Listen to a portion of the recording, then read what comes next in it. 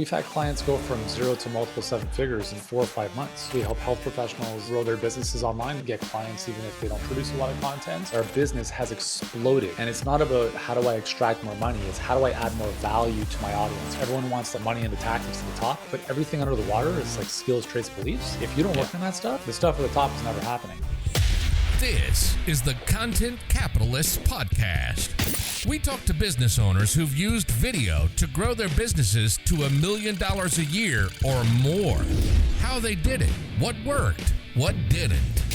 Welcome to the Content Capitalists with your host, Ken Okazaki.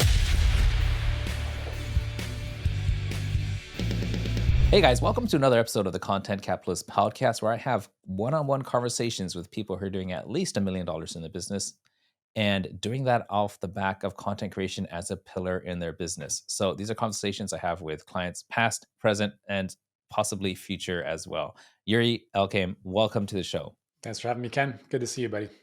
Good to see you too. And you guys should probably know that if you look up his name, you're going to find a lot of information about him. And one thing that he's done an excellent job on is being what I would call omnipresent.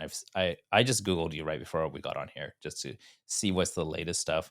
You've got tons of blog posts. You're on YouTube. You've been published in multiple magazines and blog sites. And you have video out on every major platform. And it looks like it's pretty regular. But before we get into like all the social media and what you're doing right now, could you give us an overview on who you actually help and what your business does? So we help, I run a company called Healthpreneur. We help health professionals grow their businesses online, their coaching businesses specifically. And we help within that, it's really like health practitioners who are burnt out of the clinic and they want to go online, but they're not sure how. And health coaches or coaches in the health space who are already online, but they don't know how to scale. And that's really, who we serve. We help them with a lot more predictability and consistently get clients, even if they don't have a big platform or even if they don't produce a lot of content. And that's our bread and butter. Got it. And tell me, like, how did you stumble into this? Like, because I when I look you up, what I see is you used to be a pro soccer player, right? Yeah. And you have a very athletic background, and now you're coaching coaches on how to make, a really thriving business. How did that transition happen? Tell us about that. So I lost my hair when I was 17 to an autoimmune condition. So that was kind of the first aha of like, maybe I should look into this. So when I was very young, I wanted to play pro soccer, which, as you mentioned, I did eventually in my early 20s. But I didn't realize that even though I was fit, I wasn't necessarily healthy. And that really came to boot when I lost my hair in the space of 6 weeks. My dad's Moroccan, so I had a lot of hair to begin with, and then I had none about a month and a half later. So it was a really big kind of kick in the butt. So it kind of took me down this path of, well, okay, why did this happen? What can I do about it? And that got me into this path of like trying to figure out what was going on. So I went to every doctor you can think of for the next 7, 8 years. I was looking at different approaches. And so the combination of like my passion for fitness and soccer, and then obviously this nutrition and health thing kind of combined the perfect storm to get me into that world of health. And that's, I went to school for kinesiology, then holistic nutrition, worked as a trainer and nutritionist for 7 years, did that for a long time. And then I was just burnt out. And, 12 to 14 hours a day working one-on-one, any service-based business, it's the same thing, right? So in 2005, I thought to myself, well, I have to do something different. And I was working with a coach at the time, which was odd because I wasn't making any money, but I needed something. So just some mindset stuff. And he said, well, why don't you set up a website? And this is like, when dial-up is still a thing back in the day, or the iPod had just come out. And when you say you worked with a coach, could you tell me if you're thinking like dial-up, this is like late 90s or something, right? Sorry, I'm not. Dial-up is my first introduction to the internet, but I'm thinking this is when the first iPod had come out. So this is like 2005-ish. Okay. So one of the first personal development seminars I went to was T. Harv Eker and the Millionaire Minds Intensive. And from that event, I hired one of their coaches, but again, on the cheap. Like it wasn't like the highest level, but I just needed something to kind of get, things going. And that's kind of where it started. So we would meet twice a month. It was more personal mindset stuff, but it was really good at the time. And that's where kind of this impetus of like, maybe you should do something online came about. I had no idea what I was doing. Set up a website. It was terrible. I don't even know if I built most of it myself or I had a developer, support me on most of it. But nonetheless, the first 3.5 years of my business online were a disaster.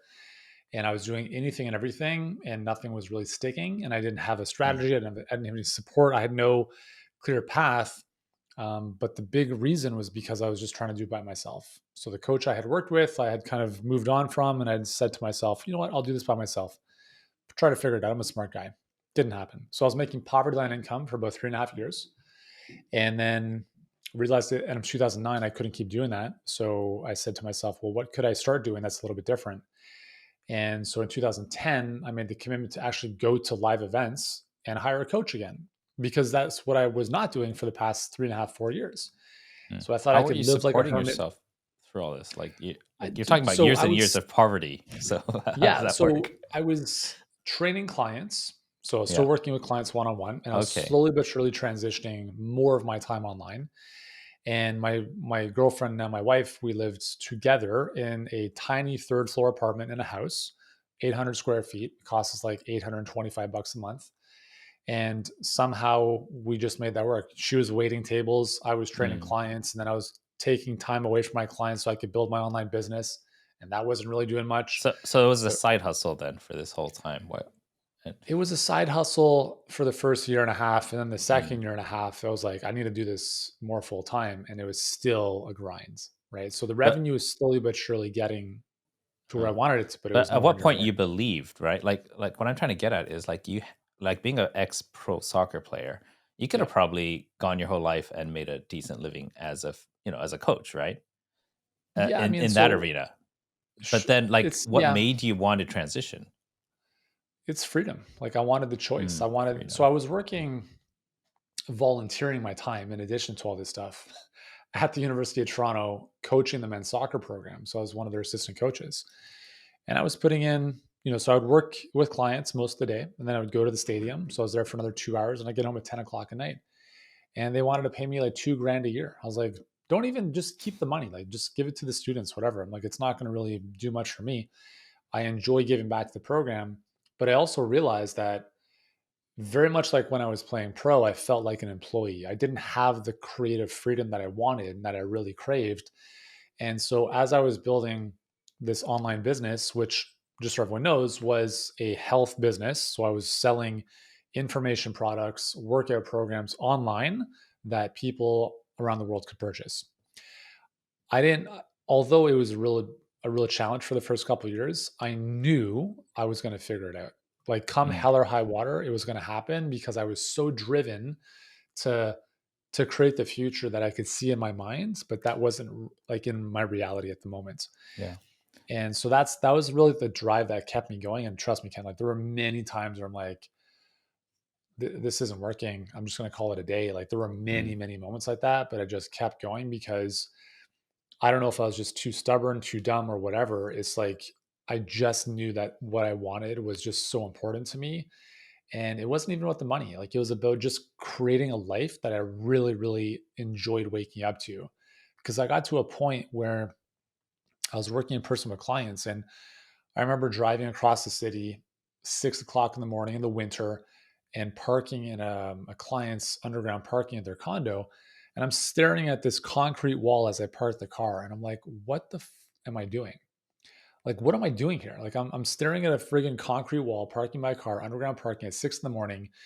And then listen, like, I loved working with my clients, but I'm like, I just felt like a friggin' circus performer. And I couldn't keep sustaining that. And I was making like little to nothing as a trainer.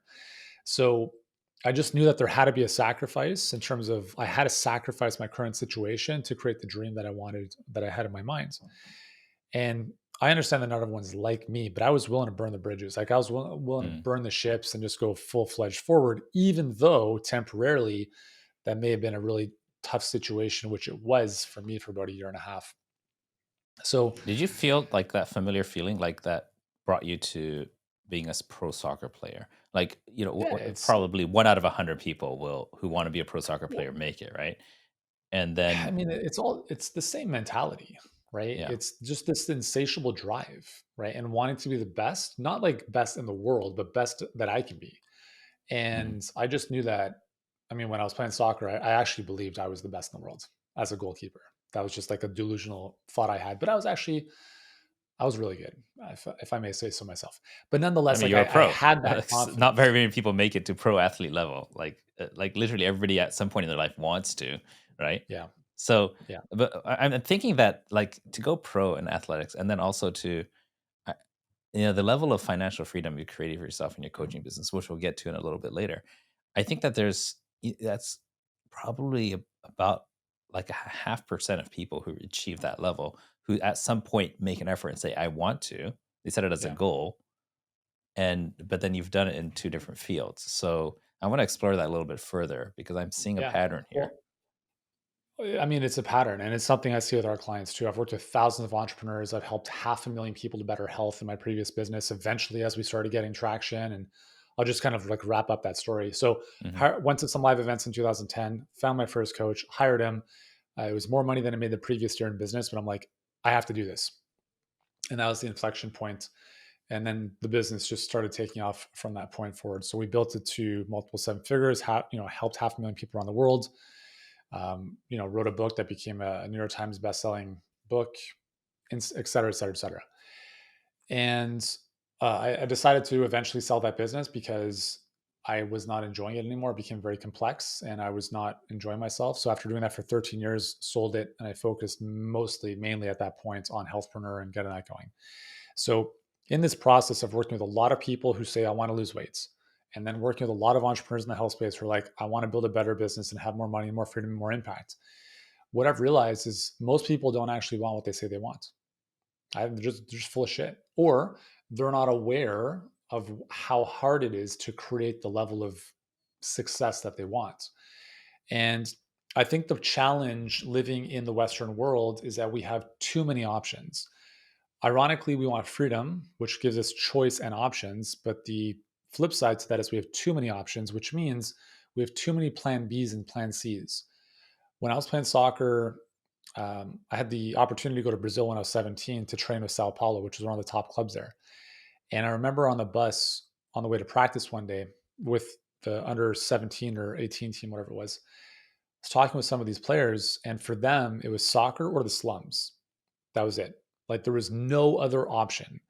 In North America, Western Europe, modern countries, it's, well, if this doesn't work out, no big deal. I still have this. And if that doesn't work out, I can maybe move with my parents. I could do this. I could do that. I could do that. And that's fine. It's nice to have those safety nets. But I just see this so often. So many people are living an okay life, and that's okay for them. And for me, that is an absolute pandemic.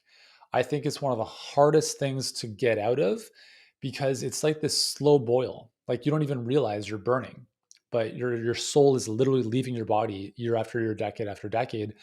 And that's why for me, when I look back, I was willing to endure that sacrifice and that hardship because I was in such a place of pain, not physically, but just spiritually. I'm like, I can't keep doing this. And I knew that I had so much more to give and so many more people to help, and just a much better quality of life to live. And that drive just moved me forward. And I think a lot of people don't, when people say like, I want this thing, it's a 7 out of 10. It's not a 10 out of 10. And I've had many 7 out of 10s in my life. Because when I ask myself, I'm like, dude, you set this goal for the past 3 years. Why haven't you achieved it? And the reality is like, I just didn't want it that bad because I wasn't willing to make certain Mm. sacrifices to absolutely do whatever it was. Maybe I wasn't willing to get up earlier. Maybe I wasn't willing to make one more phone call. And I think this compounded is what keeps people stuck in mediocrity. And that's just something that, my mission on this planet is to help people step into their greatness in whatever aspect that is.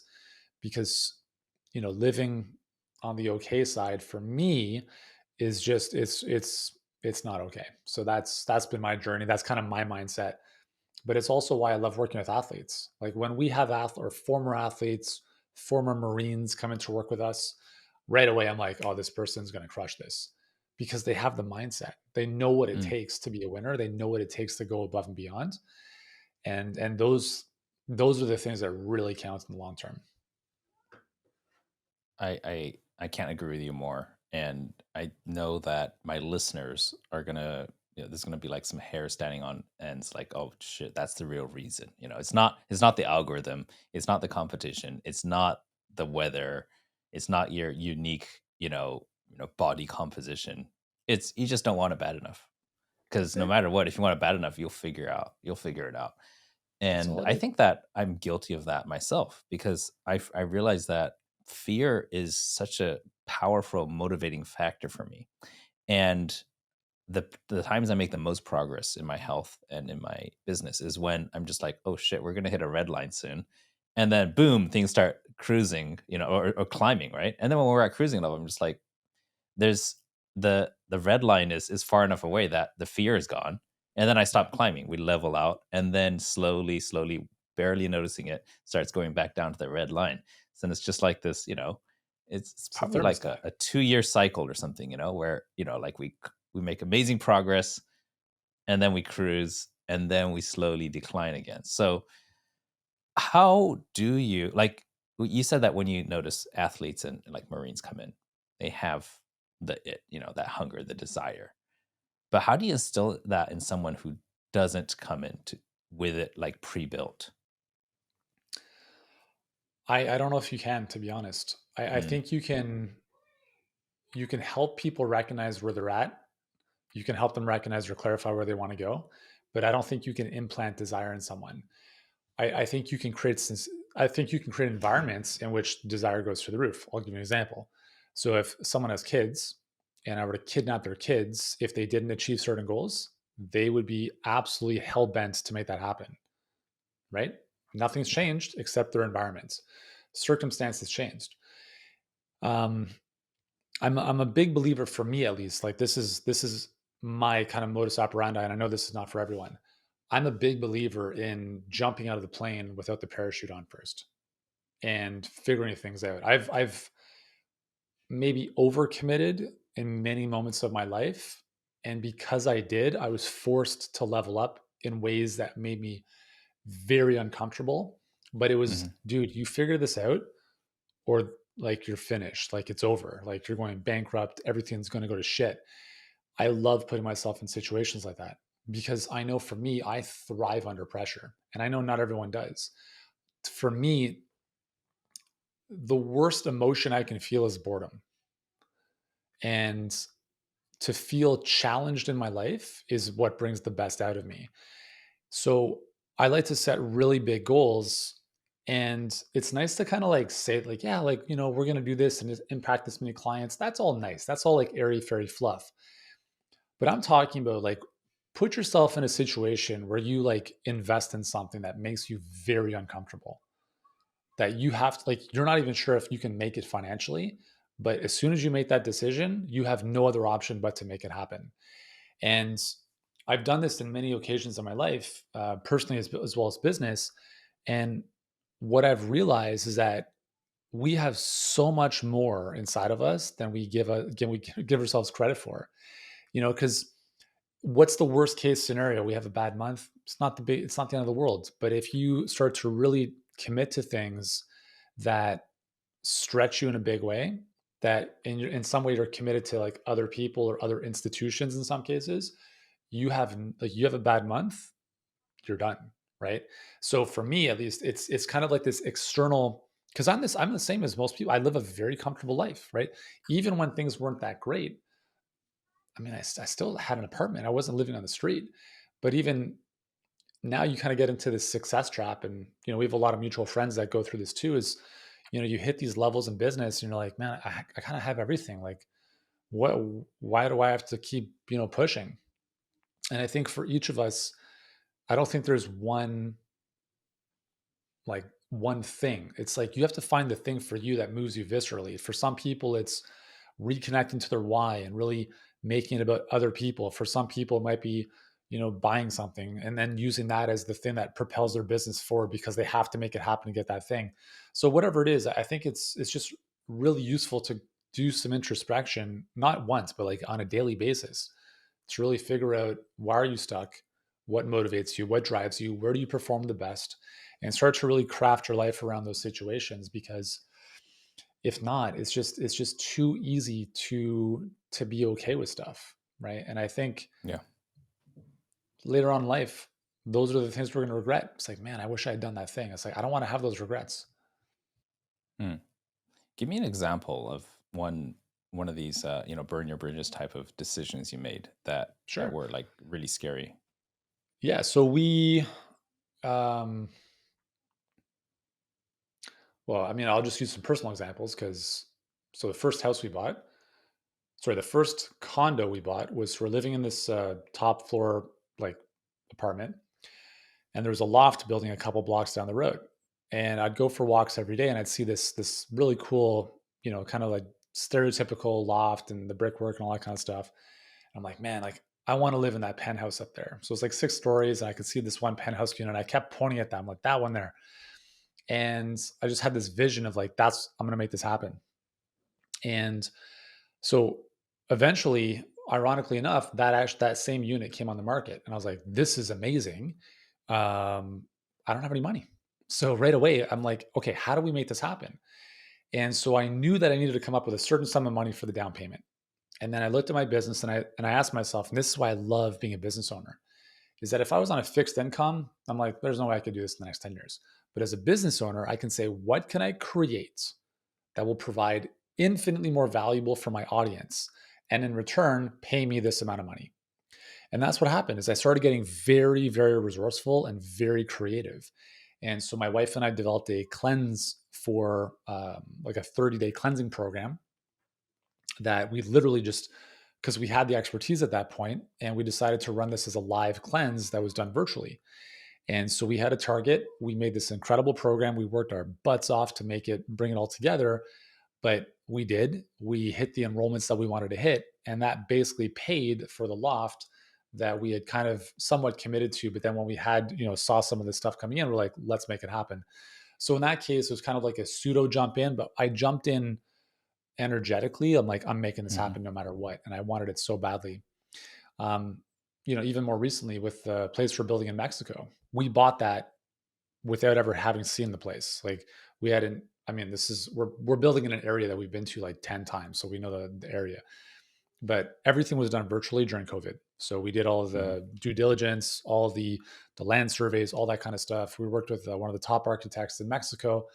But, in terms of uh, like out of your comfort zone, the whole thing is cash. They don't do mortgages. So, it's, it was kind of a big stretch financially Yeah. to make all this happen. But here's the cool thing, is that our business has exploded as a result of decisions like that. Because I'm like, okay, I have to make this happen. And it's not about how do I extract more money, it's how do I add more value to my audience? What can we do better? How can we make our program better so more people stay, more people talk about us? How do we improve the sales process? How do we improve our marketing? And it's just like this whole new level of, it's almost like there's new fire in the engine that just keeps you going, because a lot of those things maybe would have happened eventually, but now they're just happening so much faster as a result of that commitment. And those are, just a couple examples of kind of how I've used personal things to drive the business. And as the business has grown, we've helped more people, and it's all been for the best. Got it. Thanks for those examples. Made it really Yeah. real. Definitely experienced similar things in my life, but today we're talking about you. Tell me about how you first started using content on social media. Like, when did that become a thing where you're like, hey, this will actually help my business versus, hey, this is a hobby? Could you tell me a bit about that? So I made a lot of mistakes when I started online, but the one thing I did well was I started shooting videos and posting them on YouTube. So I was starting off, I remember one of the first videos I did was me filming one of the warm-ups I was doing with the men's soccer program, or the men's soccer team at the University of Toronto. I was like, oh, this could be interesting. Let's just put it up on YouTube. And then the gym I was working at was owned by a buddy of mine. And I just asked him if I could film some workouts while I'm like, hey, so I guess some of these exercises might be helpful if I put them online. So I'd work out, and I'm like, hey, here's a great hamstring exercise or whatever. And I just started shooting these videos. And I mean, now it's like, well, everyone does, right? But this is 2005 when, Mm. Not many people Well, are that's doing really this. And new. that's, That's a yeah, year like, after YouTube started. yeah, exactly. So so So you're way the back when thing, you had to like convert the video to like FLV format and like and maybe all that man. Yeah, it's I remember like that, it was really difficult back then to upload a video to YouTube. totally. And You had like, to even if you look at my yeah, earliest videos, like they're just pixelated, like it literally was like Atari compared to the stuff, we're seeing yeah, now. yeah. So I didn't really know where that was all going. I just knew that if I continued sharing, I just wanted to like just get everything out of my brain and just share it with people. And my thought was if I do that enough, eventually it'll come back around. And it did. I mean, it's, growing content. Content is the bridge to trust with people, especially online where Mm, there's a massive amount of skepticism. And we run a lot of ads, and it's just crazy the comments that people leave. Like, here's another scam artist. I'm like, dude, you can't even respond to these people. Yet they'll go watch a YouTube video of yours and they can't wait for the next one. So content is it's a double-edged sword because it is the single, um, the way to my heart is through the kitchen, like that saying of like, mhm, something like that. The way to people's trust, I really believe, is through epic and really useful content. The challenge is it just takes a long time. And that's what happened, especially on the YouTube front, is we grew the channel to 300,000 subscribers, but I posted more than like 1,500 videos probably over, wow. 10 plus years. But it didn't feel like work. That's the thing is like it's if I couldn't do anything else in my business other than just shoot videos, it would still be okay because that's my superpower. That's what I love doing, and it comes most naturally to me. And so this is before Facebook. This is before Instagram, and I didn't really know what was going to happen with all this stuff. We tried doing some blogging and all sorts of stuff. We did SEO. Eventually, we figured out that stuff, and our blog was getting 1.4 million visitors per month. This is my Wow. UriElkaim.com site, the health blog that I eventually sold. But it's a whole mission behind. There's a whole friggin' orchestration behind that. And when Facebook and Instagram came out, I'll be very honest, I was very late to the party. I've never really been an early adopter. So, had I been on that wave a little bit earlier in terms of just adopting it, we probably would have seen some traction faster. But my core belief has always been if I continually outgive the universe, if that's even possible, in some way, shape, or form, it's going to come back to me. Right. And it's just, my, one of my biggest values is contribution. Like, I really, really, really want to help people. And sometimes, very often, actually, it's not about like, here's a tissue, let's talk about your stories. And like, it's like, no, no, no, dude, shut the F up, get the work, do it. Let's get through this hurdle and get it done. So I'm a very no BS type of guy, but I still really care about people. And that's why I do what I do. Like, I never want to stop working. Like, it'll evolve, but put me on a beach for a day. That's it. I have to be back and contributing and adding value in some way, shape, or form. So that's where it started for me. And Hmm. then, eventually we started getting on social media in the 2014, 2015, and getting some Yeah. traction eventually there. But like, for the most part with the first business, like, YouTube was the big driver. Mhm. What kind of mistakes are you seeing other people like? Maybe they're competitors, maybe you call them something else, but people in the same industry as you, when Yeah. they're putting out content, you sometimes you're going to see it and you're going to be like, oh, this poor guy, no idea. Like, what are you seeing these days? Yeah. I mean, so as an example, so with Healthpreneur, we didn't do any content for the first 3 years. We said, okay, I'm going to dial this one thing in, which is what we call our perfect client pipeline. It's basically adds to a webinar, which is kind of a piece of content, obviously, Yeah. into a phone call. So we did that exclusively, and we How long did mastered it take that. to get that dialed in?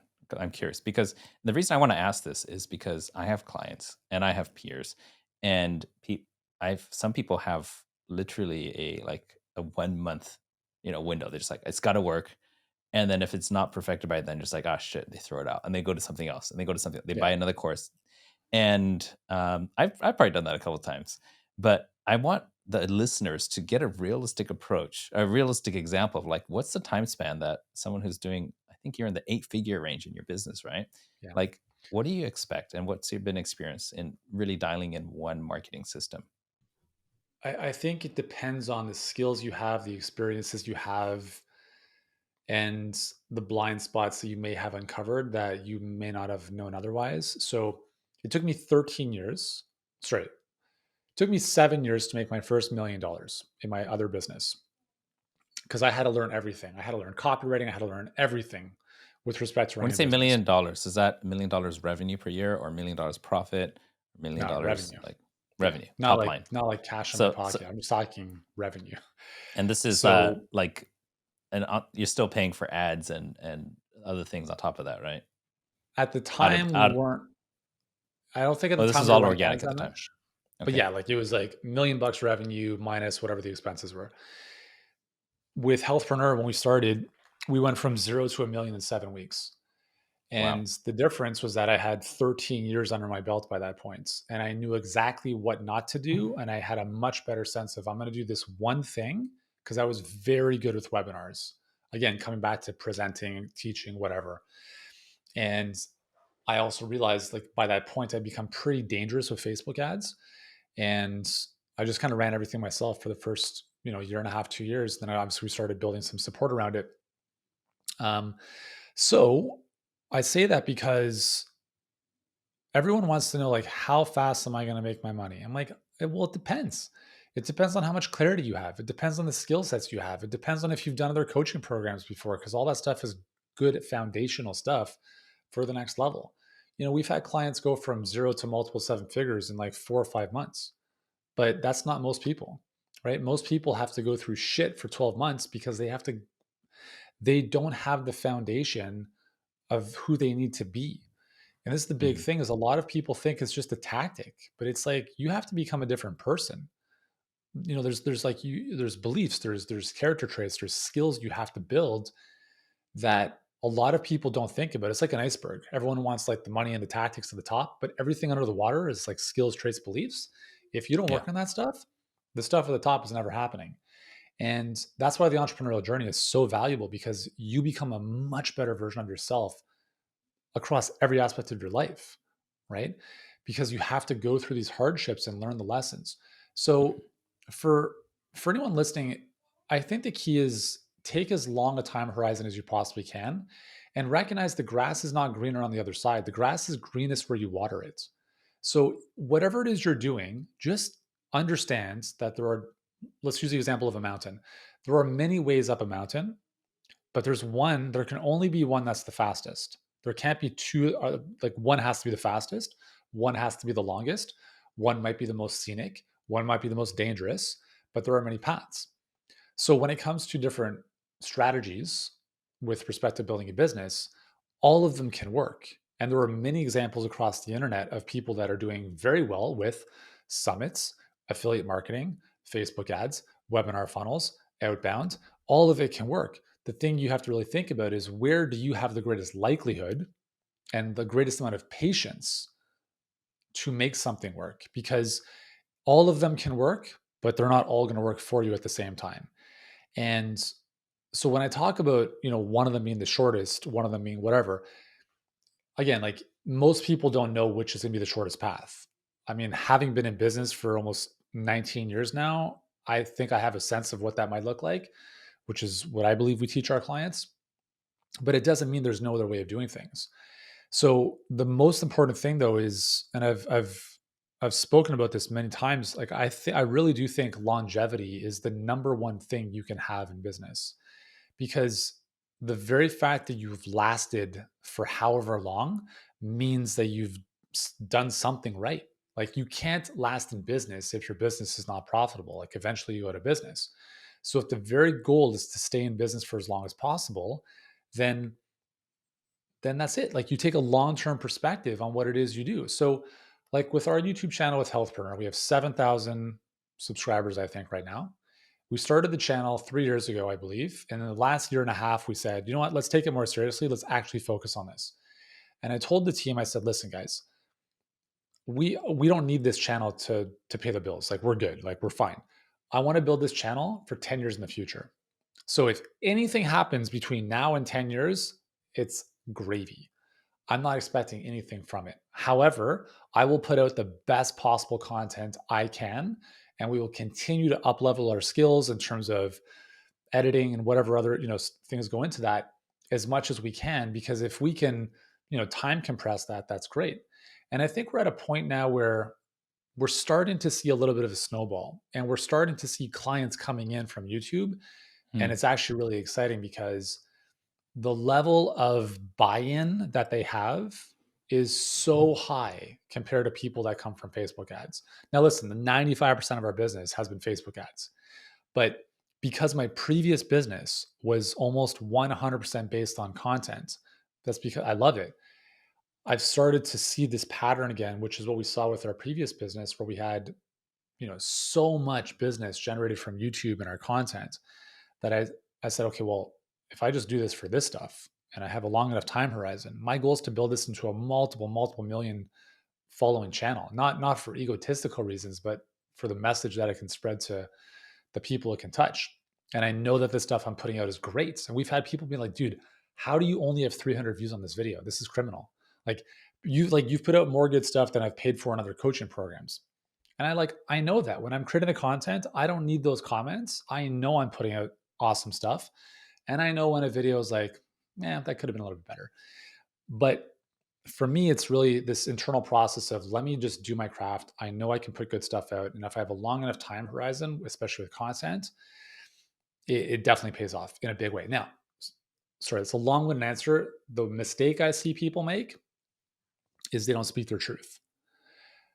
They don't speak their truth. And this is something that, especially in the past 2 years, I've recognized with me on the healthpreneur side is I tried to be a little bit nicer the first little while. Like some of the content I put out was a little bit softer, and I've realized that's not who I am. Right? I'm pretty hard ass. Like I'll tell people how it is, and there are people that are repelled by that, but we also attract a lot of people who resonate with that. Like it doesn't matter what it is you do, you will attract and repel. So I'm sharing this because I think as content creators, I believe one of the most important parts of this process is kind of like this unveiling of the onion. You're peeling back these layers, and the closer you can get to your essence, the better you'll feel about the stuff you put out, and the better the people you'll attract into your life because they'll all be resonating with you in terms of what your message is. so I love that. Could you put a little bit of skin on that? Like, what does it mean to, about true self? Like, what did you notice differently about your content? Like, Yeah. like some people So might be am I like, am I well, I'm able to gonna drop go full some? Gary V, or No, but am I okay to they're swear trying to on be this at him. all? What's that? Oh yeah, sure. Okay, so I never used to swear on my contents, and I swear in real life, but not like insanely. But I will. I feel like when I'm creating content, I do my best to feel as though I'm speaking to one person. Hmm. And I talk a lot. What I love about content is I can see where people get stuck, right? Whether it's a sales conversation and they're bringing up objections and obstacles and like limiting mindset beliefs, I'll take that stuff and I'll throw it into my content. And I'll be like, listen, my goal here, I don't give a shit if you work with me. I don't. What I do care about is you getting to the better version of you and helping you achieve your goals. The reality right now is that you might be stuck, not because someone else did something to you, but because you're not taking full ownership of your shit. And I'll just start like really just getting into people, not like making them feel bad, but really helping them stay accountable to themselves. And for me, that's a message that it's not like David Goggins level, not at all, but it's Yuri level, right? And for me, that feels right. It feels Hmm. congruent with who I am in real life. Yeah. And I know that the people who tune into our stuff really appreciate that because for some reason that's what they want to hear. That's what they need. So I just try to keep it real. Um, I don't like to, even with my previous stuff in health, I think one of the biggest things was people always saying like I appreciate how raw and authentic you are, right? Like who I am Hmm. on camera is exactly who I am in person. Like it's the same person. I don't, so it's just I think bringing that authenticity has been, something I've done well. Not that I've tried to conjure it up, just I just want to Yeah. be myself. So Yeah. Sounds to me like um, you're you got more comfortable making other people feel uncomfortable oh yeah. Yeah. about the situation, Yeah. and that reverse.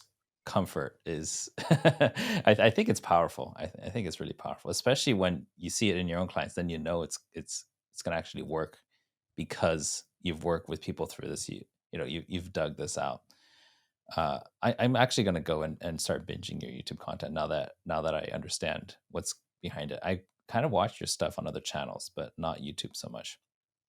Could you give us an overview of what's the process you're using right now, kind of the nuts and bolts of figuring out what to talk about? How do you produce it, like whether it's batches or regular or live or a mix, and then what platforms it's going out to? Yeah. So my first business, when we started creating YouTube stuff, SEO was a big deal. So a lot of our stuff was SEO keyword based. And then we tried that initially with Healthpreneur and nothing really caught on. And there's been a few videos that were like, okay, it's the search term is obviously a part of this. But I also really started to dislike creating content based on keywords. I felt like I was trying to like fit a square peg into a round hole. So my process has always been, what do I want to talk about? Which is kind of like sometimes the worst advice because it's like you want to give people like what they want to know about. But I actually don't agree with that because if our goal is to be a lighthouse for people to come to, we have to share a message that we fundamentally believe in. So as an example, if I'm reviewing or if I hear a situation from a sales conversation, whether it's a client of ours or a prospective client, and there's a situation about someone who's like, I need to meditate on this for 7 days before I can make a decision. I'm going to tear that apart and I'm going to use that as fuel for content. And I'm going to use that in a way to support people because that shit holds people back. And listen, we've done over 8,000 sales conversations in just the past 2 years. I was talking about this with our sales team. I don't think a single person who's ever said in the past 2 years, I need to meditate on it, has ever come back and said, let's go. It's always Mm, like, I've decided to go a different direction, i.e., I'm scared out of my pants. So I use those opportunities to call people on their bullshit without calling out one specific person. And mm, that's part of it. I mean, there's a lot of mindset stuff I talk about because I have a series we started recently, which is called hashtag winning. The differences between those who win in life versus those who don't. We do have some tactical stuff and strategic stuff. So the more the mindset stuff is kind of stuff I like to riff on based on what I see hold people back. And the tactical strategic stuff, I literally pull out of our program. mm, So it's like just did a coaching call on whatever, or we just released something on this topic. Let me create something similar for our YouTube audience. And if it happens to be, congruent with what people are searching for, then that's great. So I'm not a huge fan of super tactical things like, hey guys, here are the 10 headlines that are going to increase your open rates in 2023. I mean, that kind of content drives me nuts for me to create. So I like to talk about stuff that is more philosophical and more higher level, but we do throw in tactical stuff. Again, mostly because of if it's going to be useful for our clients, it'll probably be useful for others. And then obviously the stuff I want to talk about, which is more of a riff. So we take that as kind of the starting point. Everything waterfalls from the video that we would post on YouTube. That video is then spliced up into about 4 or 5 simple ideas, like 1 to 2 minute videos vertical that we post on shorts, reels, TikTok. We put them up there because Instagram is our main social platform. TikTok, we just post it because it's there and we're already doing it. Like we had a video 2 days ago that we posted it and a day later had 276,000 viewers. I was like, what?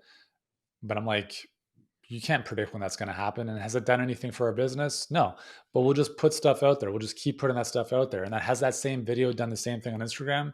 No. Right. So like there's no rhyme or reason. I'm just like, let's just keep putting stuff out there as long as it's on brand, as long as it's a message that our core audience will really resonate with. I'm less concerned about the engagement. So our process is YouTube, longer form content, waterfalls down into 4 or 5 1 to 2 minute clips. And then and then we just post it on the different platforms. And great. that's it. Tell me about how much team you need behind this, as far as like how many people are like helping you plan, edit, shoot, or Yeah. shoot, edit, and manage your social media. Well, I'll give you contrast. So my previous business, when we had a really big focus on our blog, We had a payroll of $35,000 a month. Editors, writers, designers, We had an SEO team. It was a lot. Just look a lot of like moving parts. Right now with Healthpreneur, um, we don't have anyone else who plans out the content. I do. So I'm like, here's what I want to talk about, and this is what I'm going to shoot. So my process is I've got my phone, I'm walking about, I have an idea or I heard something. I'm like, you know what? Let me flesh this out a little bit. I have a Google Doc that I kind of jot some ideas down, follow a really simple framework: why, what, how, now. Obviously, we've learned about this before in Black Belt and Boardroom, but it just gives me kind of like a skeleton or an architecture for the general flow of the talk. And then, I shoot the video. So in terms of like the ideation, that usually starts with me.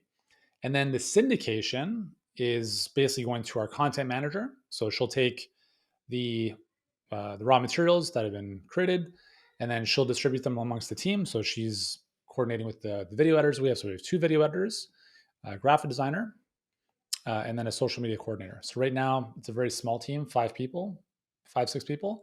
Then in the marketing team, which is kind of adjunct to that, we have our copywriter, media buyer, stuff like that. But just solely just on content social, it's about 5 or 6 people. We have a pretty streamlined process. I actually don't even know what most of it looks like, because I'm like, you guys handle that, but I just want to take care of the top, create the stuff, and you guys handle the repurposing and syndication of it. So that's what it looks like right now.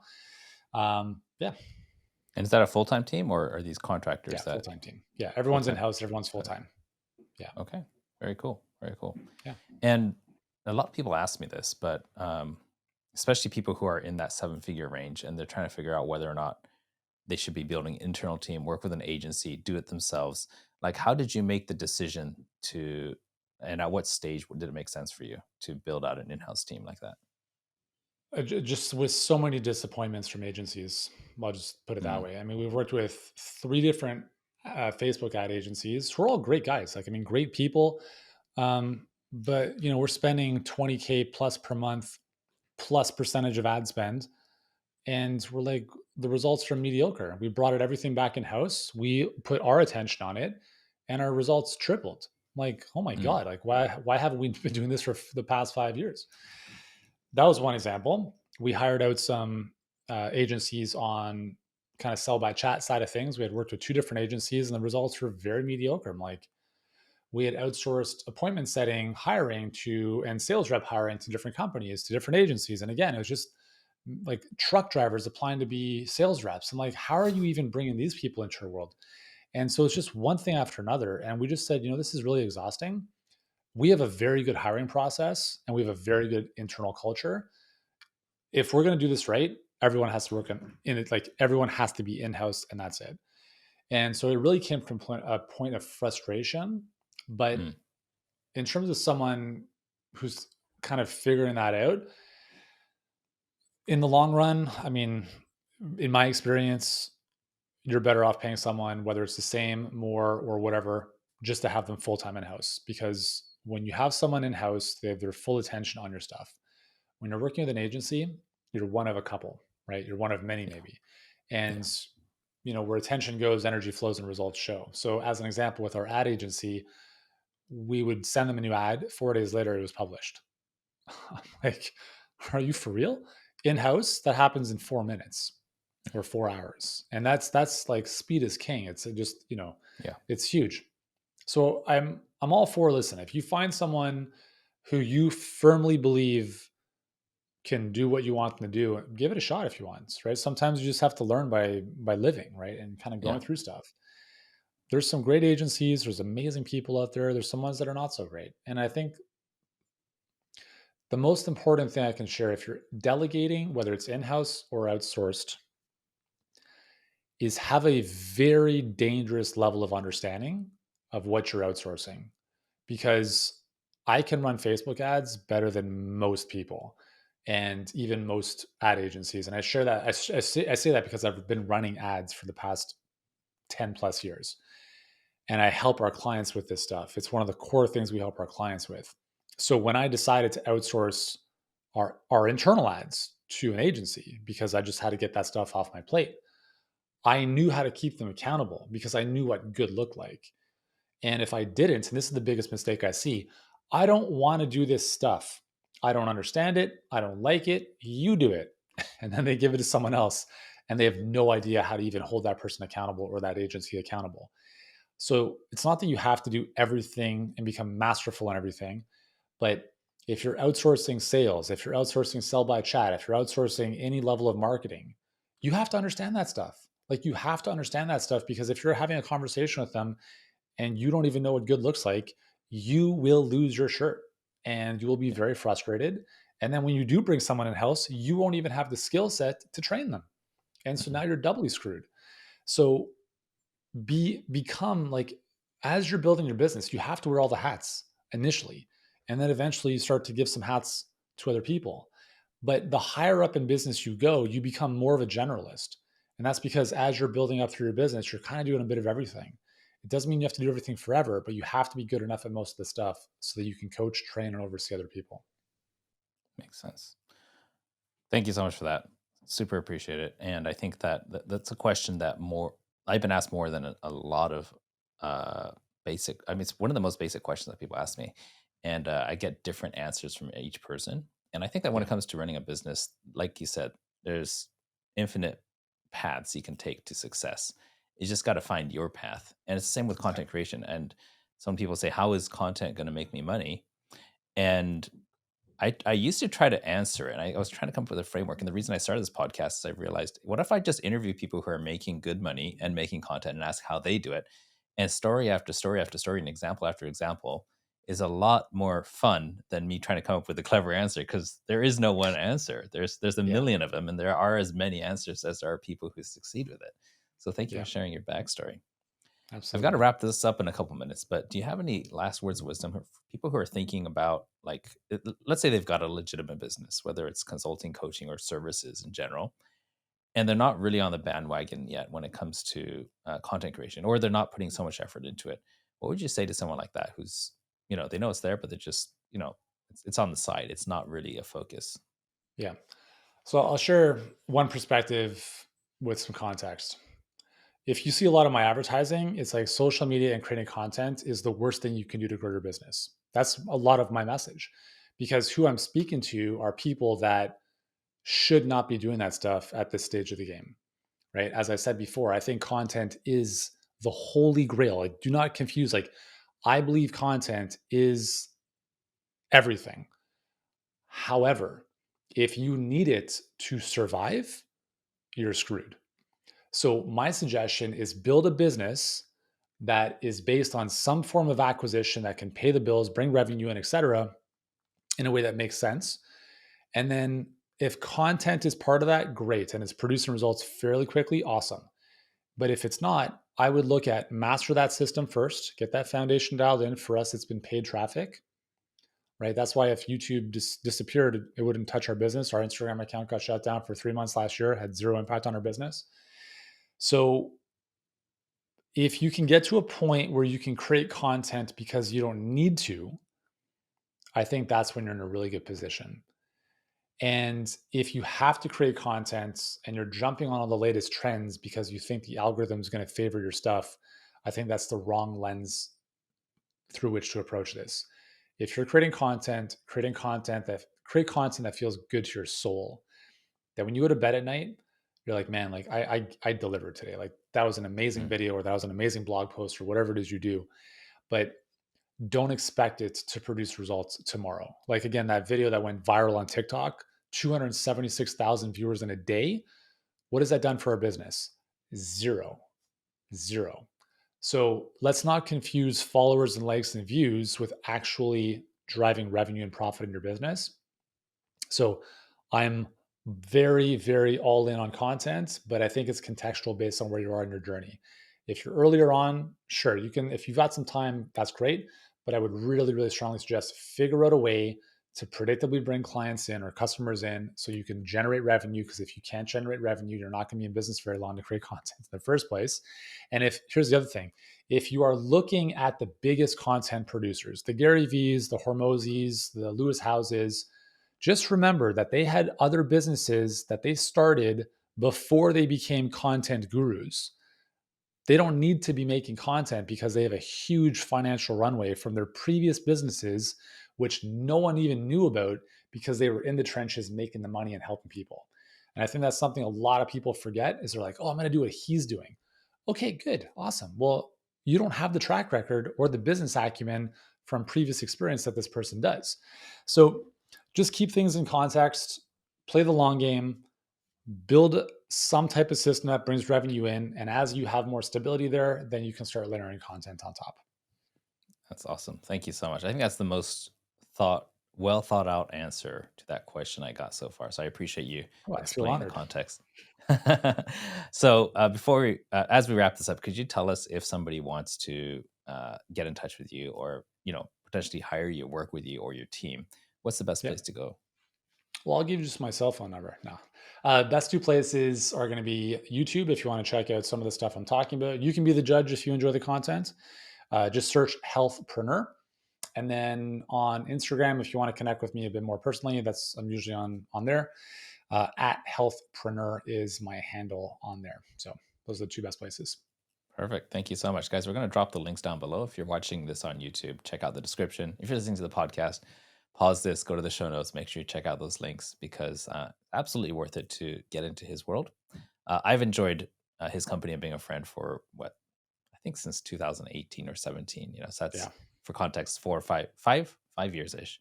Definitely worth it to have him as somebody who you follow, keep in touch with what he's up to, potentially hire him and his team to help you take your business to the next level. Yuri, thank you Thanks, so bud. much for being on the show. I enjoyed this, and I'll say from the absolutely every question I asked is something that was personally something that I needed to hear. Like, I was asking questions for me more than for the audience. I wasn't like, what's, there was a couple maybe, but mostly I was genuinely wanting to know these answers, because I'm at a stage where I'm trying to level up my game, and everything you told is exactly perfect, spot on what I need to hear. So thank you for that. Awesome, dude. That's I'm it. great. And we'll I'm wrap happy this. about that.